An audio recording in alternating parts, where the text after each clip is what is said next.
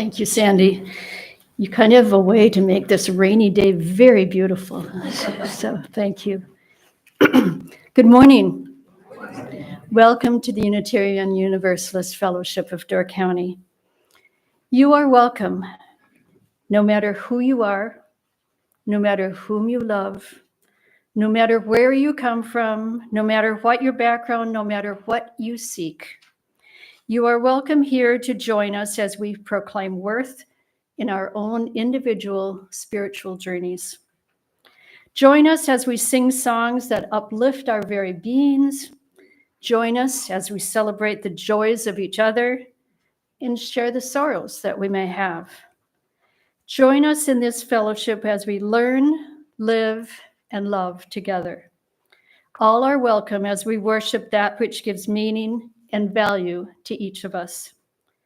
No matter what you call this building or this hour or this gathering of people, we worship as one body, illuminated by the light of the chalice, eager to go forth to a world of love and inclusivity. Thank you for sharing your Sunday with us. My name is Cindy Nelson, and it is my pleasure to be your service leader today. I'd like to welcome any guests we have. If we have some new folks and you're comfortable doing so, please stand now and remain standing. A simple introduction of who you are and where you are from would be welcome. Thank you. David Brunson, and this is my wife Kim. We're from Springfield, Illinois, Abraham Lincoln Unitarian Universalist Congregation. Campground host of Nature Center host at Peninsula. Oh, how lovely. Well, welcome, Dave and Kim. Thank you for joining us. Hi, my name is Samuel, and I live in Oak Park, Illinois, and we have a place up here in Bailey's Harbor that we are at for the next 8 weeks. So. Welcome. Thank you for joining us. Okay, what a lovely group as I look out today. After our service today, we will have coffee and conversation in the gathering room. And then the talk back with Joan will begin about 15 minutes after the service. Please listen for the chimes and join us back here.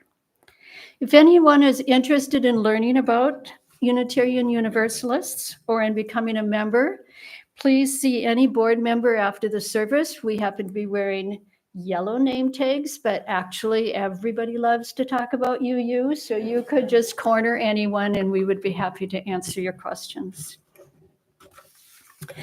Reminder to please turn off your cell phones.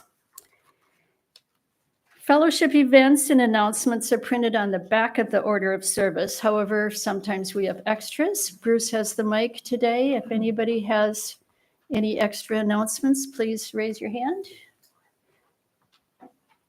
No announcements. Really? Okay. All right. Let us begin our service with words from Amy Carol Webb.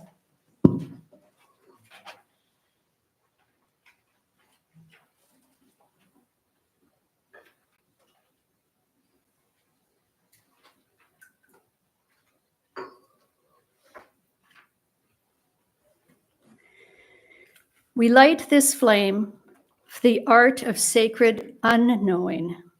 Humbled by all that we cannot fathom in this time, we come into the presence of what we do know. Perhaps the only thing we can ever know, that love is now and forever, the only answer to everything and everyone in every moment. Today is Father's Day. I'm looking around, there's a lot of guys in here. A celebration of all the dads we have known and loved in our lives. Not only our biological fathers, but those men who nurtured, cared, and loved us in many, many ways. But I am leaving anything more about Father's Day to our speaker, the Reverend Joan Shields. We all know Joan and love having her here with us. And she even brought her little groupies behind her, sitting there giving her support. You know, we're such an anxious group for her. So she brings a spark of light to her messages. Today will be no different as she explores frustrated fathers in fabulous foundational fiction. I wonder how long she worked on that alliteration. I think it's worth waiting for. So thank you, Joan, for joining us again this morning. This week has many momentous days ahead besides Father's Day that we celebrate today. I found them especially important in these days of turmoil. So bear with me as I highlight 3 days coming up this week. Wednesday, Juneteenth, the end of slavery in the United States. These words are from Barack Obama, our 44th president. Juneteenth has never been a celebration of victory or an acceptance of the way things are. It's a celebration of progress. It's an affirmation that despite the most painful parts of our history, change is possible, and there is still so much work to do. Thursday, June 20th, World Refugee Day.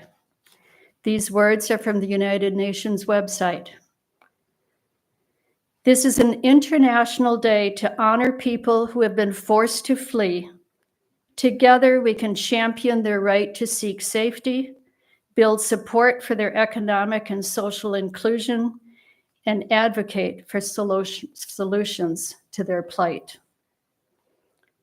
Thursday, June 20th, 3:50 p.m. On a little lighter note, the summer solstice. Words from Aaron Murphy Hiscock. Feel the soil's energy at this time of the summer solstice. Feel the energy of growth and nourishment that vibrates in the earth. Sense the expansion, the throbs of life as it flows through roots and stems. Feel the energy in you. Feel the energy in us. Please stand as you are able to sing hymn number 298, Wake Now My Senses, and then stay standing for the unison affirmation and doxology.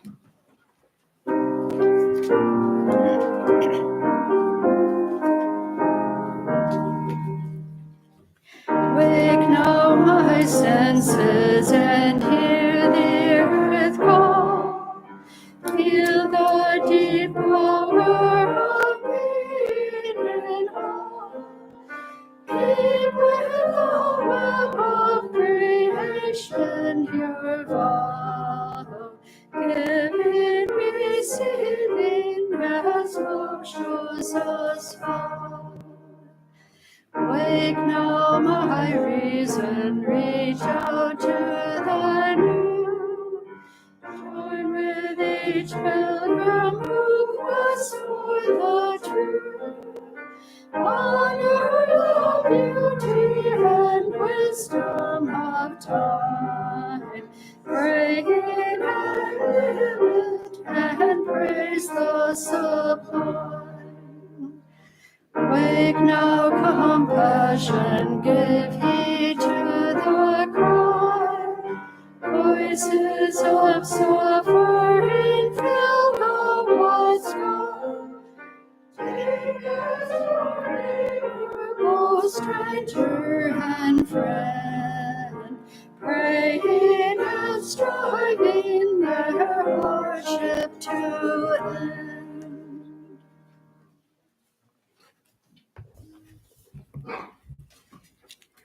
We gather together to seek knowledge and wisdom, to explore freely the vast reaches of mind and spirit, to celebrate within a caring community truths ancient and modern, which give meaning and direction to our lives.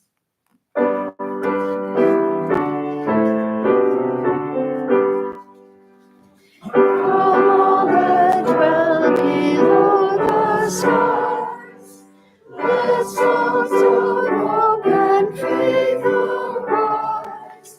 Let peace, goodwill on earth be sung, in every land, by every tongue.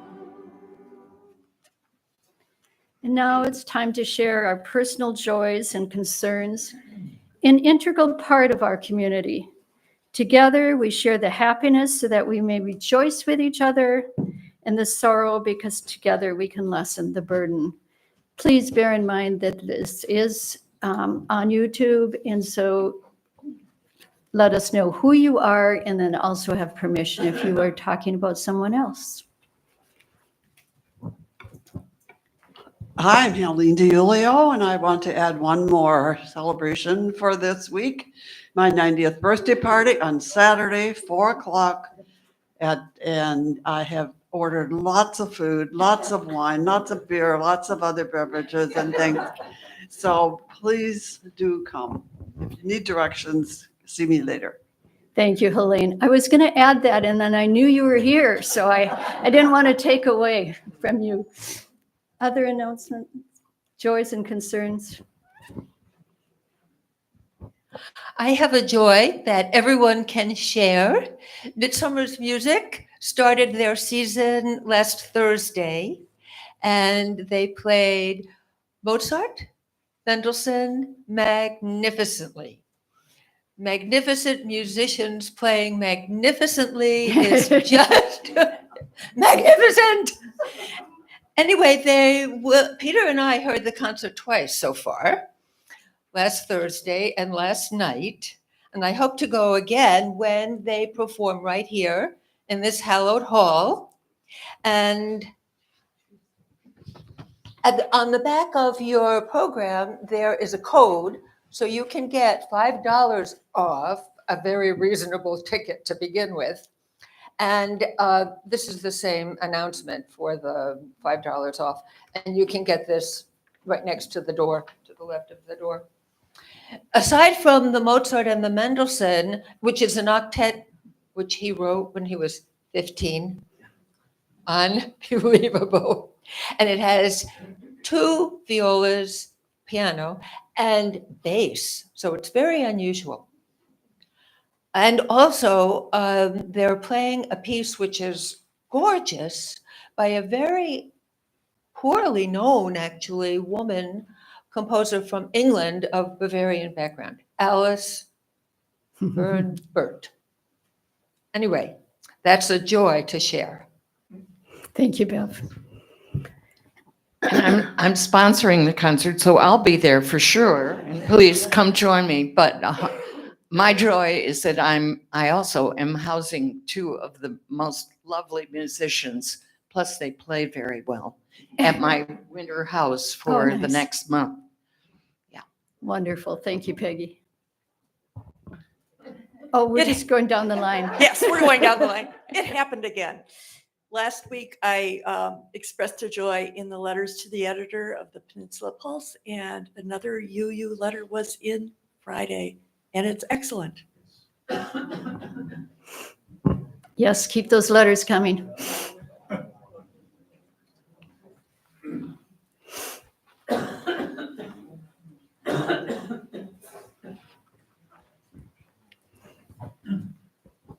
This is a teeny tiny little sorrow that affects only me, but I usually don't care about the clock when I'm here.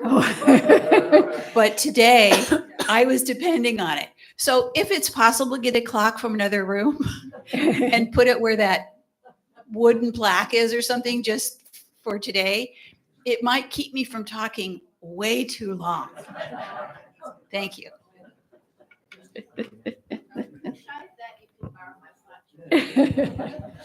Well, that's better. I don't have the. Yeah, I'd like to share a Father's Day joy that I've reconnected with my estranged daughter after 15 years of, Oh, my. and the thing that I learned, which may just fit my situation, but I'm guessing everybody in this room remembers the Cuban Missile Crisis. And there was a point in there that the Russians rejected something. And John Kennedy advisors said, ignore it. And they acted like they never got this note from Khrushchev because they thought it didn't come from him, it came from somebody else. And then they went on to resolve the crisis. And my daughter, in her usual fashion, last August sent a couple of kind of insulting texts, and I just ignored them. But then I thought, Kennedy, I'll pretend they didn't exist and I'll just reach out. And I did, and it must have touched something. And, Oh, and so we've been carrying on a correspondence since then. And it's very light and it's just texting, but I'm finding out about her life and she's finding out about my life. She's a divorced woman now. She's estranged from her daughter. So she's having some rough times. But about half an hour ago, I got a text from her, Happy Father's Day. Dad. Oh. I'm so glad we're reconnected. So, thank you for sharing. We're very happy for you.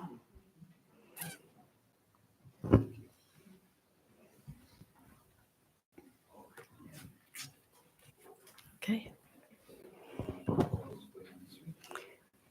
I think that's it. Thank you.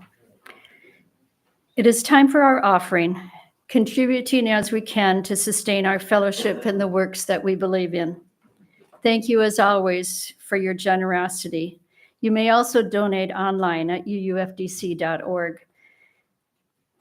But a small aside before or as we're collecting, we are so delighted because Gerhard is going to play for us. And I practiced saying the name of his instrument before Ocarina. I think I'm close. But it's just amazing. And he has not played for us in a number of years. And welcome back. I'm so excited.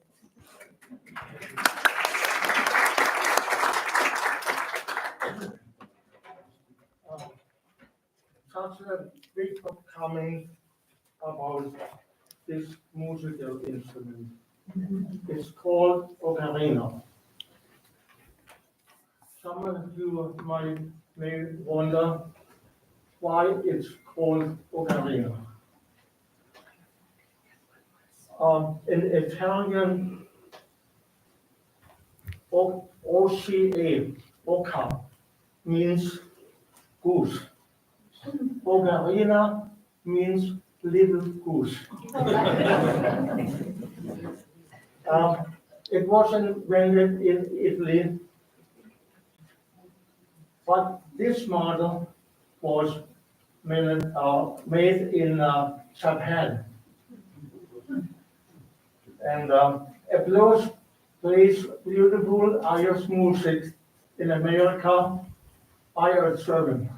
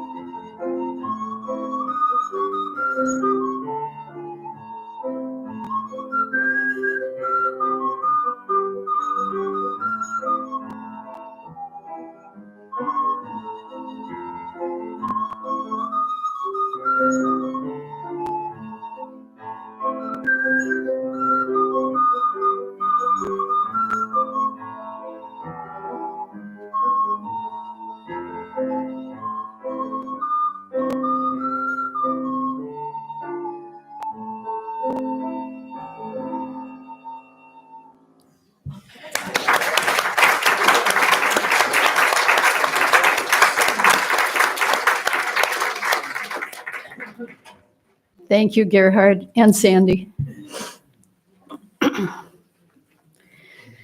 Please take a moment of quiet to center yourselves, that you may be open to the message that Joan has prepared for us.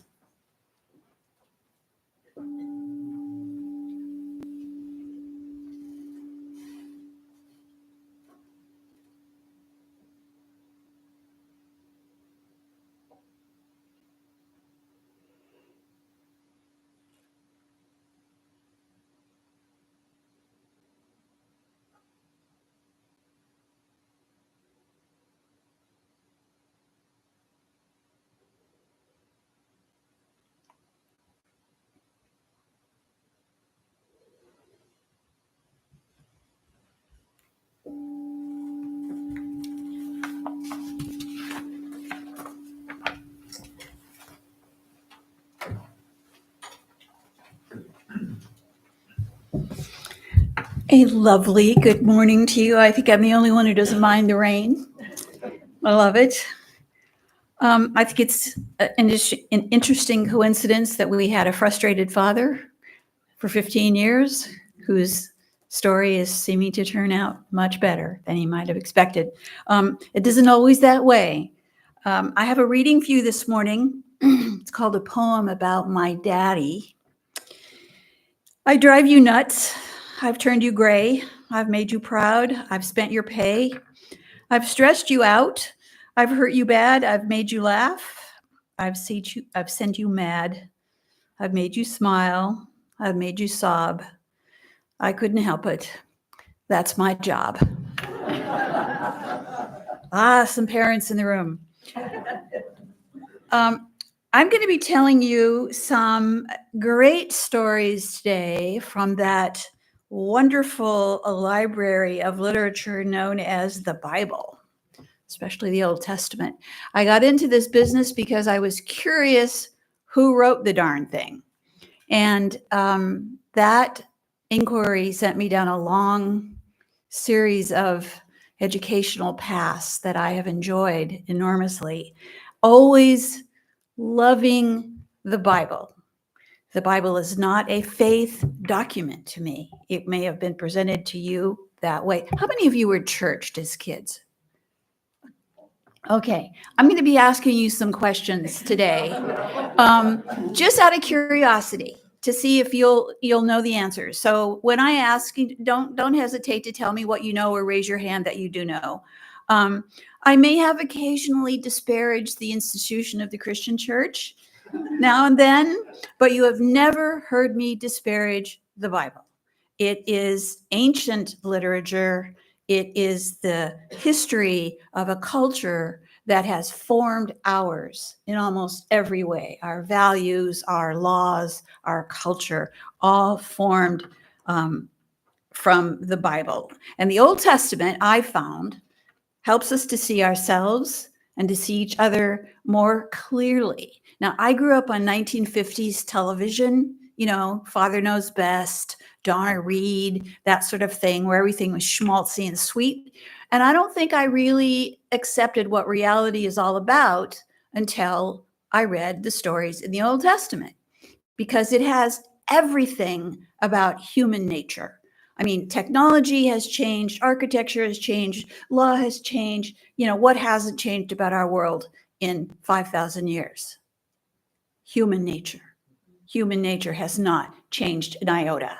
There was a time when I was in seminary when I did a paper. The book of Judges in the Old Testament is just a series of stories. And I took that book of Judges and I compared it to the New York Times the week that I did it, and everything that was in Judges was in the New York Times. You don't even get out of Genesis before you have murder, deceit, betrayal, reconciliation, everything you can think of. And I want to tell you these stories today on Father's Day because there is a long and recurrent theme in the Old Testament of frustrated fathers.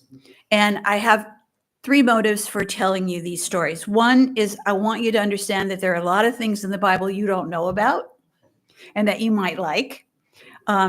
Two, if you have been a frustrated father, I hope you'll find some solace in finding out that a lot of dads all the time, as far back as you can imagine, have been frustrated. And if you are one of those lucky dads who has not been frustrated by your children, I want you to realize how lucky you are. Okay? I chose that reading because it was lighthearted. I'm going to tell you these stories in a lighthearted manner, and I may have some of my own comments thrown in, but I assure you that every story and every fact that I will share with you is in the Old Testament. You can read it yourself, or you can watch certain movies. Like, anybody seen Joseph and the Amazing Technicolor Dreamcoat? It's an extremely accurate telling of the story of Joseph and his brothers. Okay, the Jews are unique in religious history because they did not sugarcoat their founders. You're going to find a lot of bad guys in these stories. And some of you have heard me talk about the bad girls of the Bible. I teach a series on that. And there are bad girls in the Bible. And as my mentor used to say, if we taught only the girls' stories in the Bible, it would be a pamphlet instead of a book. So there's lots more examples of the boys.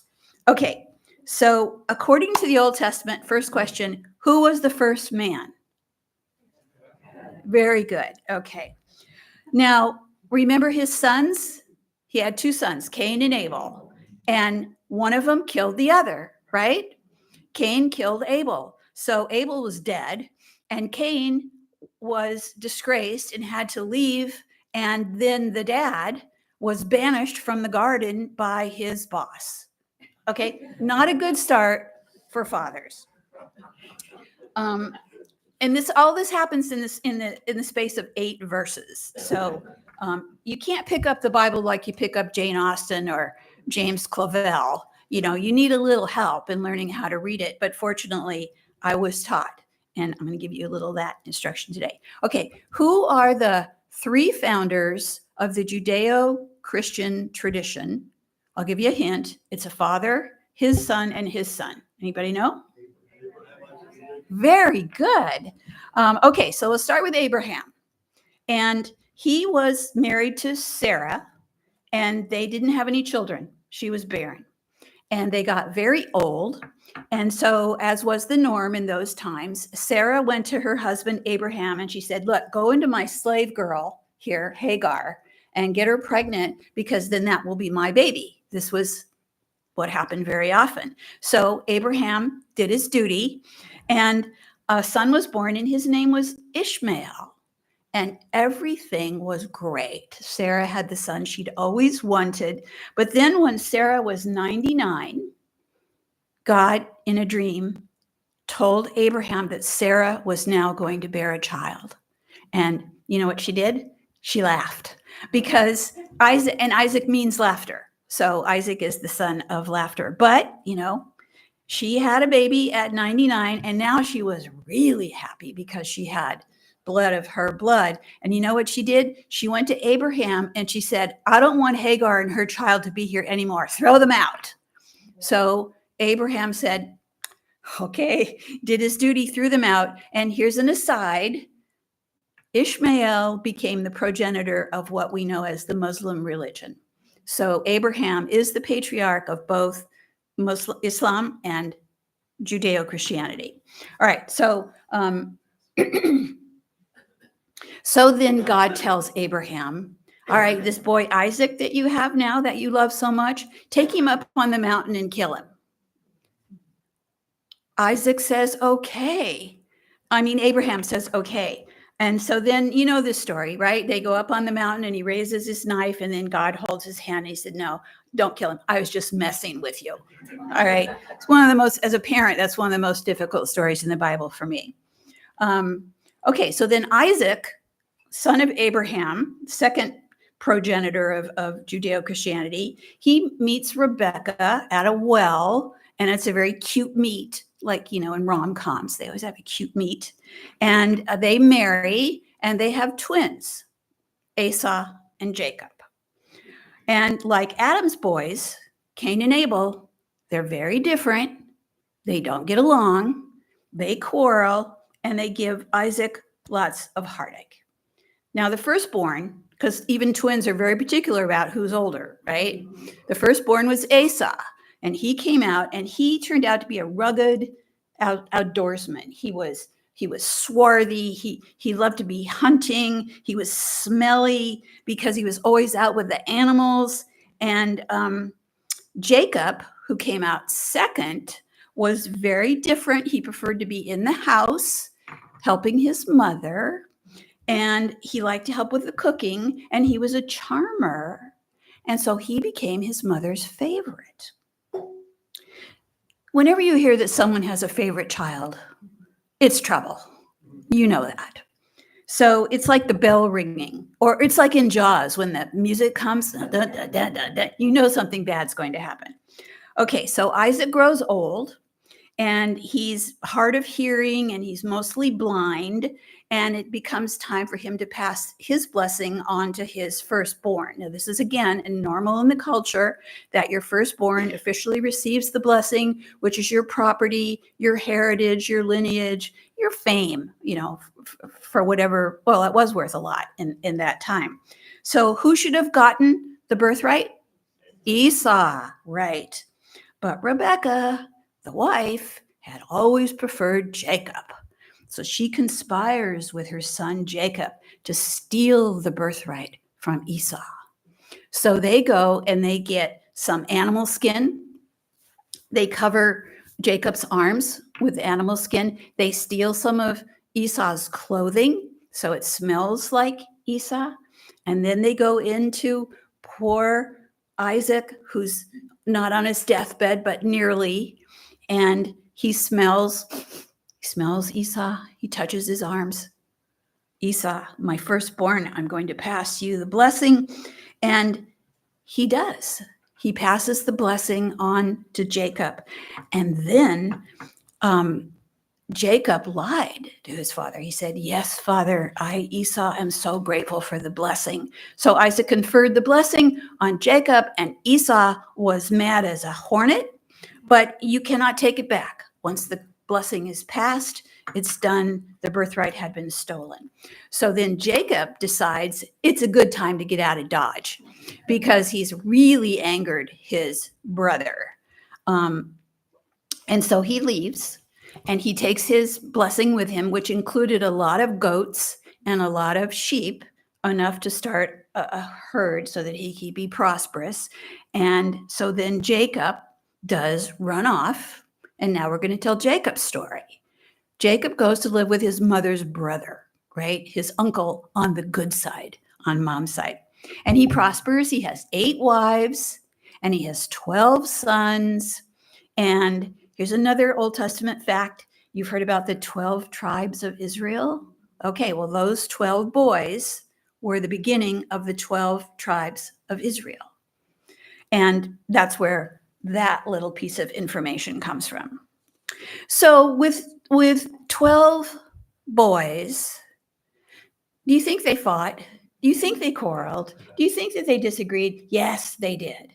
But it's a common known fact that one of the best ways to unify people who argue is to give them a common enemy.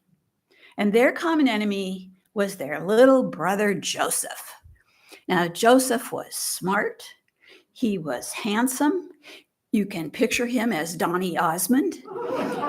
He just had everything. He was the child of his father's favorite wife because, they all had lots of them. And so the 10 older brothers decided that they were really, at some point, really sick of Joseph. And they wanted to get rid of him, and they were conspiring to kill him.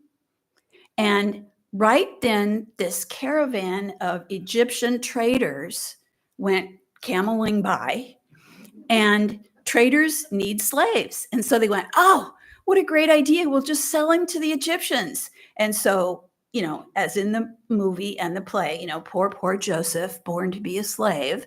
So Joseph is put in chains and he's carried off to Egypt. And the 10 brothers get his coat of many colors that his father had given him, and they put animal blood on it. And then they go back to their father, Jacob, and they say, poor, poor Joseph, he was killed by a wild animal.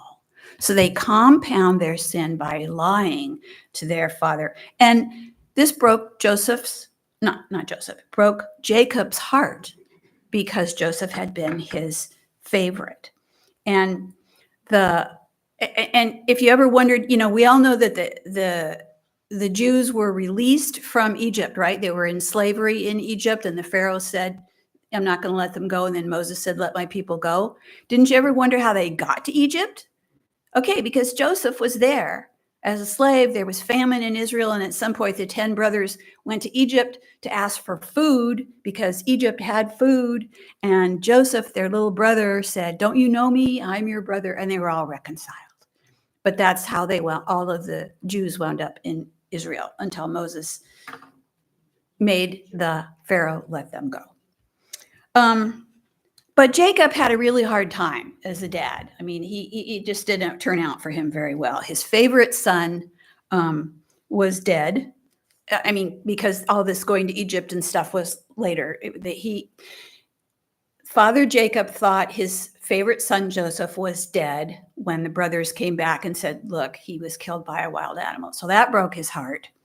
And he later learned that it was his sons who sent him away and tried to kill him. So woe to be a dad. What does he have to do? Now, remember, Jacob had tricked his father into getting the birthright. And now his sons had tricked him by killing his favorite. All right. And then David in the Bible. How many of you know King David from the Bible?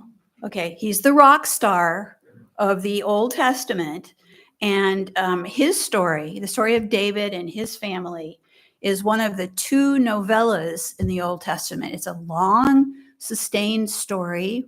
It's full of great characterization, and lots of things happen. And if you don't know David just by my saying his name, do you know David and Goliath? Hands. I want to see hands. Who knows David and Goliath? Okay. Who knows David and Bathsheba? Okay. You guys are better church than I thought you were going to be. Okay. So here's David, who's chosen by God and anointed by the prophet, and he becomes the king. And he's a great king. He unifies the tribes, and he builds Jerusalem into a great capital. And it was, no one knows exactly, but it's generally assumed that most of these old Bible stories were written in the time of David's reign, because once there's prosperity and enough food, then you can cultivate artists and writers who would write down the history. And that's where a lot of these stories come from. That's like 900 BC that David was king. So David had lots of wives and he had lots of children, but I'm going to tell you the story of 4 of his sons. I'm going to tell you the story of Amnon and Absalom and Adonijah and Solomon. These are 4 of the sons who have great stories in the Old Testament. Okay, son number 1, Amnon. There's lots of names that start with A, but this is Amnon. So the first incident was that Amnon, these were spoiled kids, right? Raised in the castle, their father the king, too much power, too much leisure. You know what happens. Not always, of course, but often.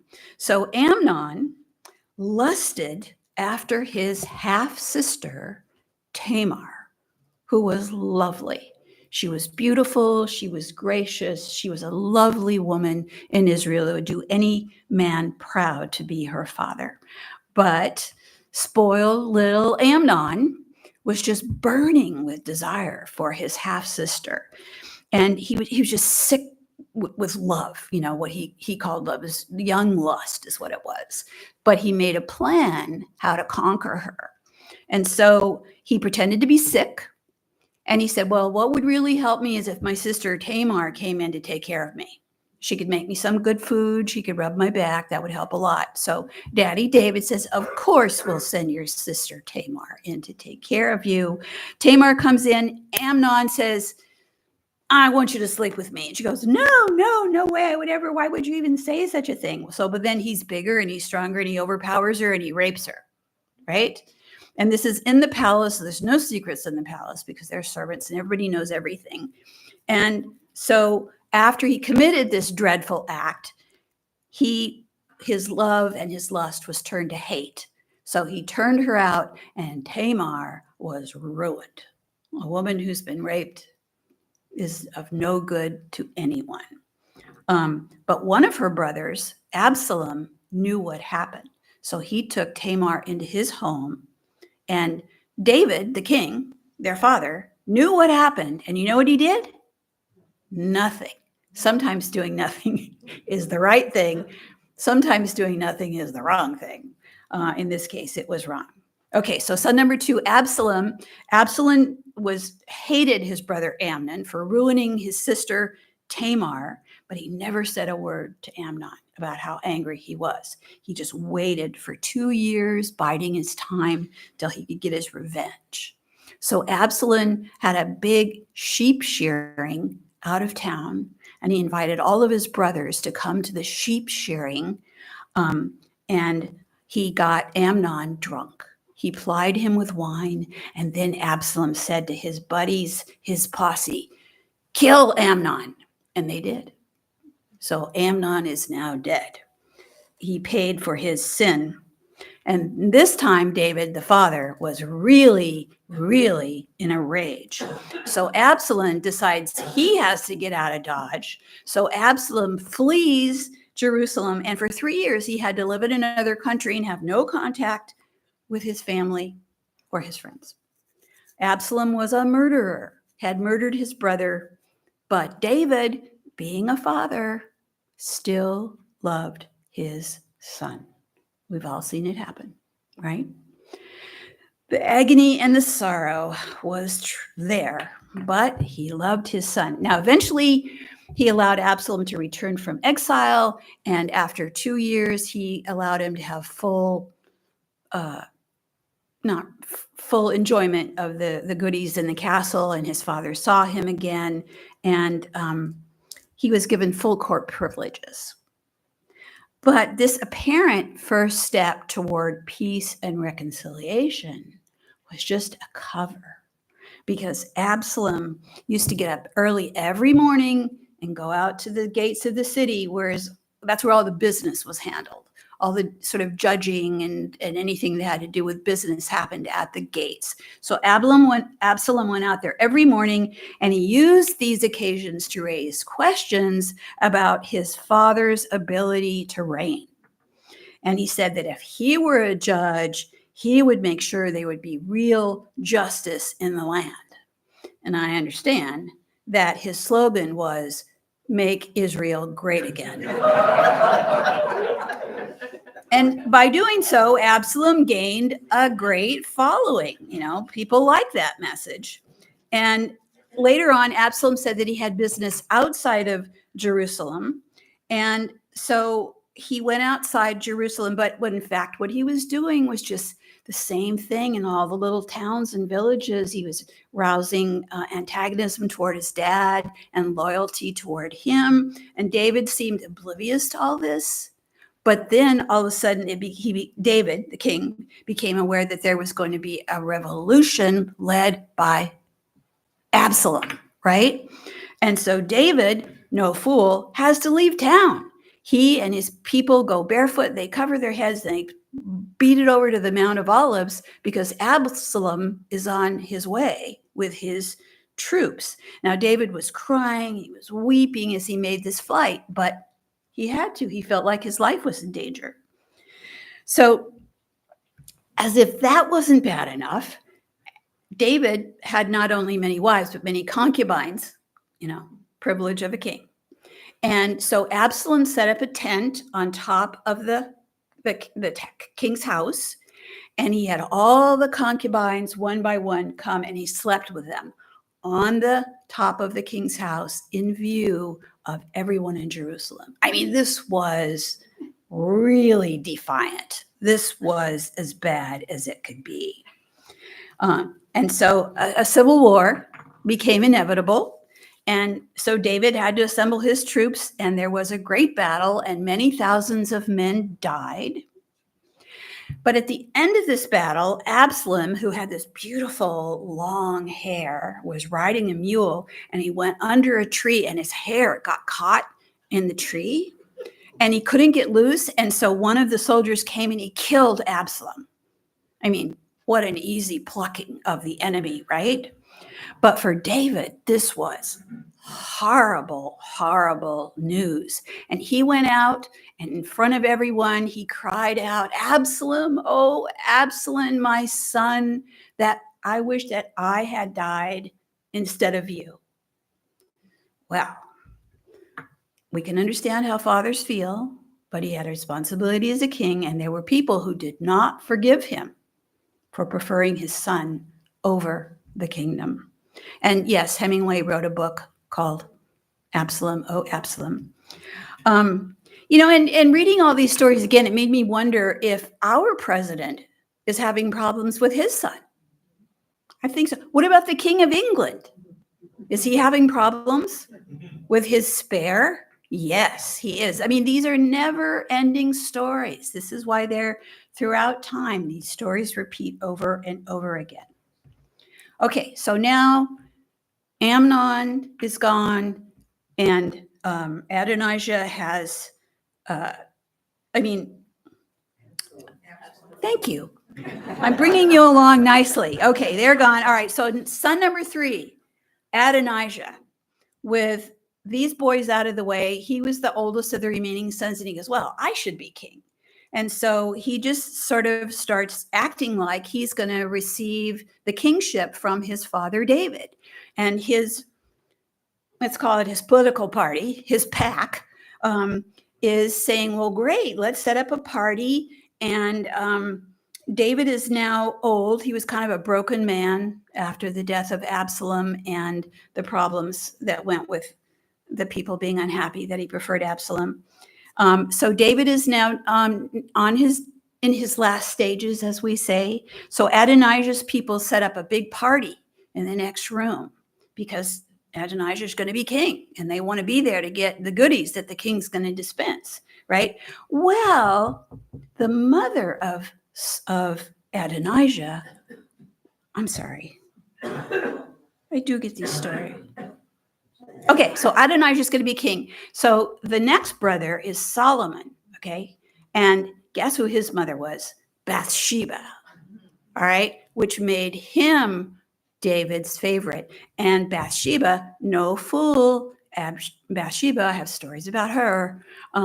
She goes into her husband. She goes, oh, honey, you promised me that my son, Solomon, would be king. And so David goes, you're right, I did. Get him in here. And so he gets Solomon in there, and he blesses Solomon, and he passes the birthright, and Solomon's going to be king. And there's this great huzzah that goes up, and they hear it in the party for Adonijah in the next room. And the people that were backing Adonijah said, oops, we backed the wrong horse. So boom, they are out of there. Adonijah has to flee, and Solomon becomes king. Now, apparently Solomon did not consider Adonijah a serious threat to the throne. He just thought, oh, it's just an oversight on Adonijah's part. But Adonijah tried to get royal recognition, but this time by deceit. He went and he asked his mother, could you get Abishag for my wife? Well, Abishag was one of the concubines of King David. And when King David died, she became a concubine of Solomon. So when Abishag asked for her to be his wife, this was a big sign of disrespect. And it was clear. And Solomon then recognized that Adonijah could still not be trusted. And he had him condemned to death. His boys went in and he had him kill his brother. So David had now seen the death of 3 of his sons due to their wickedness and their deceit. Amnon killed because he raped and ruined his sister. Absalom because he had rebelled, tried to take over the kingdom. And Adonijah because he usurped Solomon's place as the king. You seen The Godfather? You thought that was bloody, right? That was a story. Coppola says it all the time. He said he saw it as a story of a man and his sons, just like these men and their sons in the Bible. Okay. Fourth boy, Solomon, king, reputed to be the wisest man who ever lived. Heard that? Right? The women brought the baby and they both claimed it was theirs. And he said, I'll solve this, cut the baby in half, and you each get half. Revealing which one was the real mother when she said, no, don't kill my baby. Okay, so very wise Solomon. He ruled wisely, but on a personal level, he degraded his father's legacy because God had given rules to be king. And there were 3 hard and fast rules. A Hebrew king should not possess many horses. Solomon had thousands of horses and amassed an army. Oops, sin number 1. A Hebrew king was forbidden to marry foreign wives. He had to marry Hebrew wives. Well, he married 1,000 non-Hebrew wives, including the daughter of the Pharaoh. And then a Hebrew king was supposed to personally write down all of the Jewish law. Well, Solomon not only didn't write it down, he didn't even read it. So he kind of broke all of the laws. Okay, I'm doing a time check here. All right.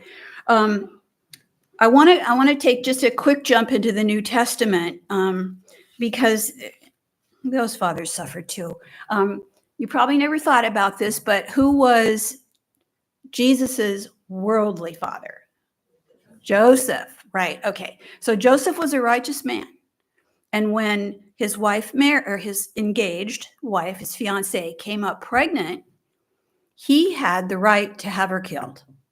But he said no, because an angel said, nope, don't kill her. You're going to have a son, and you're going to name him Jesus. Well, men like to name their own sons. Nope. So he obediently named him Jesus.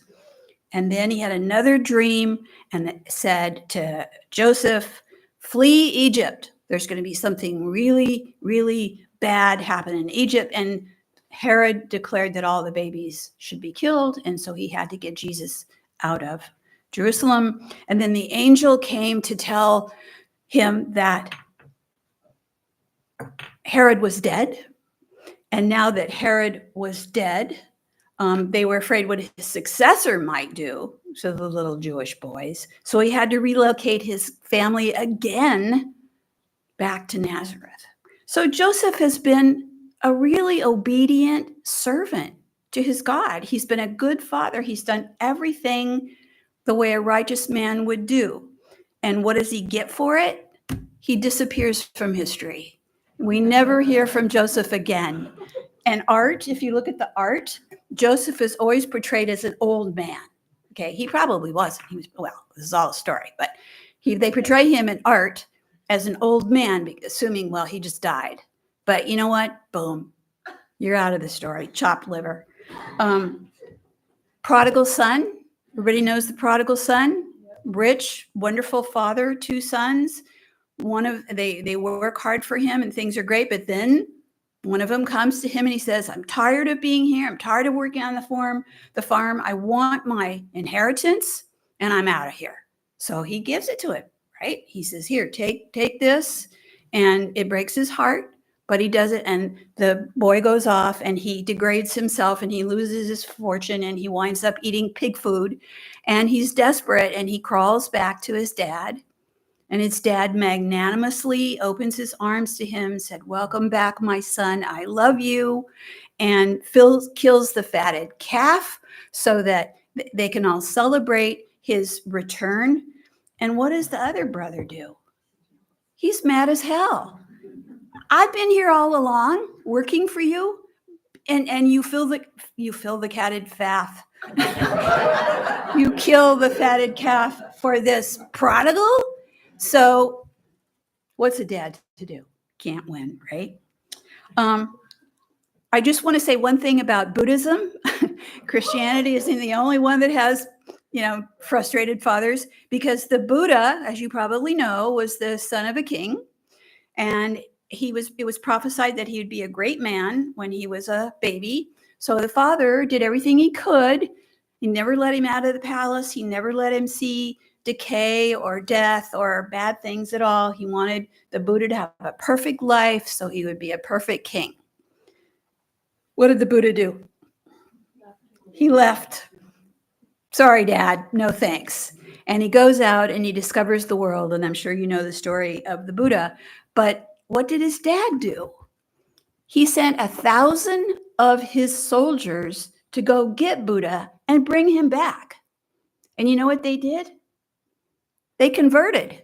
They started following the sun, and they didn't bring him back. So then in desperation, the Buddha's father sends his chief of staff, his most trusted aide. And he said, look, you got to go get this boy and bring him back. He's my heir. So number one, goes to get Buddha. What happens? He converts. So what happens? Buddhism is born. And Buddha came home when his father was dying. So he said goodbye. But I think the father was, what do they say? Not exactly what he had planned. So I've made light of these stories. And of course, they're all tragedies. But again, if you've had a hard time parenting, I don't know, I found this when I had problems with my kids. When I had a problem, I'd go to other moms and I'd say, did this ever happen to you? And they go, oh boy, let me tell you a story. And it helped me realize that I wasn't the only one who suffered parenting. And I do know people who have wonderful children who've never had problems with them. And I think when they hear this, they say, man, I have been lucky. So either way, I hope this message that I love to tell, because I think these are wonderful stories. And, I'm teaching world religions now at the libraries. Well, I'm leading a book study in world religions, and 10 of you are coming, which I'm loving. And now they're asking me if I will teach Bible for non-believers next year. And I think I will. Do you think you might come? Okay, thank you very much. Peace be with you.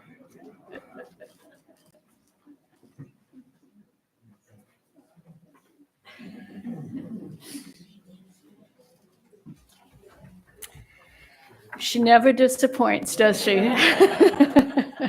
And she said that she had so many stories. So I would guess maybe Father's Day version 2 might be on the docket. I think I don't remember if it was the male or female behind her, but that said something like, maybe there's a book of Joan. They're So- all online.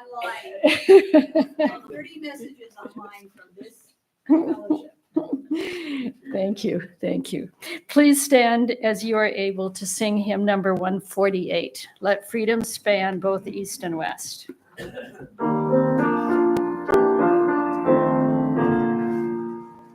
Let freedom span both east and west, and love both south and north. Universal fellowship throughout the whole wide world.